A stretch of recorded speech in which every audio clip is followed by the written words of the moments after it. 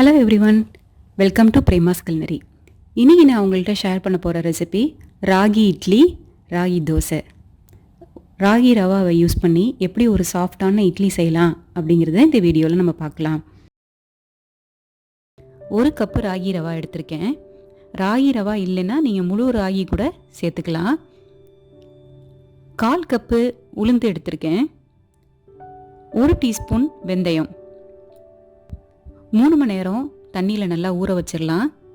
ஊற வைக்கிறதுக்கு முன்னாடி ராகியில் நிறைய அழுக்கு இருக்கும். அதனால் நல்லா அலசிட்டு உளுந்தையும் ராகியையும் நல்லா அலசிட்டு தண்ணியில் 3 மணி நேரம் கம்ப்ளீட்டாக ஊற வச்சுருவோம். 4 மணி நேரம் 5 மணி நேரம் ஊற வைக்கிறதுனாலும் வைக்கலாம், அதனால் ஒன்றும் தப்பு இல்லை. ஆனால் மினிமம் 3 ஹவர்ஸ் கம்ப்ளீட்டாக ஊற வைக்கணும்.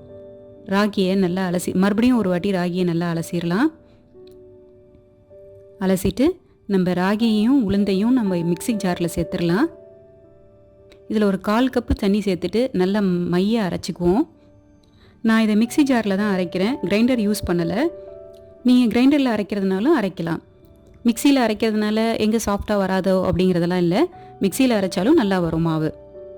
இந்த மாவில் இப்போ உப்பு சேர்த்துக்குவோம். உப்பு சேர்த்ததுக்கப்புறம் நம்ம கையால் நல்லா மிக்ஸ் பண்ணி விட்டுடலாம். ஸ்பூன் யூஸ் பண்ணி மிக்ஸ் பண்ணோம்னா அவ்வளோவா சரியாக ஃபர்மெண்ட் ஆகாது. பெட்டர் நம்மளோட கையை நல்லா வாஷ் பண்ணிவிட்டு நம்மளோட க்ளீன் ஹேண்டால் நல்லா இதை மிக்ஸ் பண்ணி எடுத்து வச்சுக்கலாம். இதை மூடி வச்சிடலாம். இது கம்ப்ளீட்டாக 8 ஹவர்ஸ் நல்லா ஃபெர்மெண்ட் ஆகணும். 8 ஹவர்ஸ் கம்ப்ளீட்டாக ஃபெர்மெண்ட் ஆகலைன்னா இது சரியாக மாவு இட்லி நல்லா சாஃப்டாக வராது. இப்போ பாருங்கள், மாவு ரெடி ஆகிடுச்சு. நல்லா பொங்கி இருக்குது மாவு. அந்த மாவோட கன்சிஸ்டன்சி பாருங்கள், நல்லா சாஃப்டாக இருக்குது மாவு. அதே நேரமும் திக்காகவும் இருக்குது.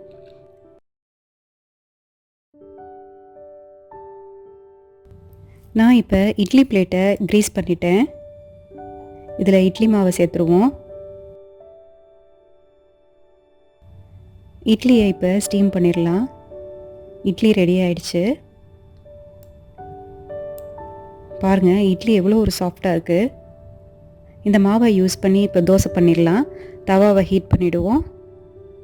தோசை மாவை அதில் சேர்த்துடலாம்.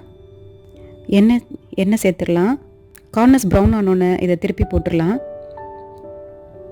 ராகி தோசை ரெடி ஆயிடுச்சு.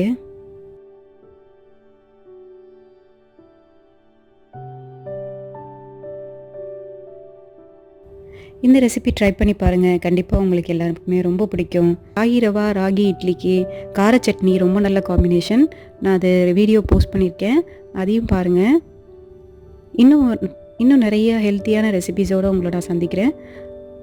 Until then, bye from Premalata Arvindan.